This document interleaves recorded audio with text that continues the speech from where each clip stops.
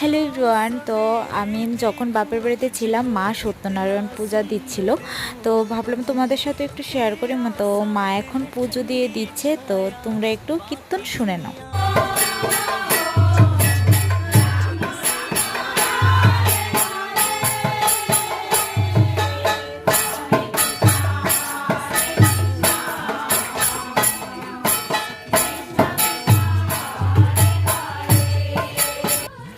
তো এখন কীর্তন প্রায় শেষের পথে, আর এখন যেটা মেন সবাই যেটার জন্য খুব ব্যাকুল হয়ে থাকে এই সত্যনারায়ণ পুজোতে, সেটা হলো সিন্নি প্রসাদ।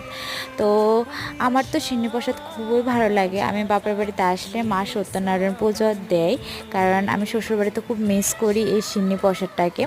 তো প্রসাদটাও ঠাকুরের প্রভুর আশীর্বাদে খুব ভালো হয়েছে। তো আজকের জন্য মিনি ব্লগটা এতটুকু পর্যন্ত। যদি ভালো লেগে থাকে তাহলে লাইক, কমেন্ট অ্যান্ড শেয়ার করে দেবেন।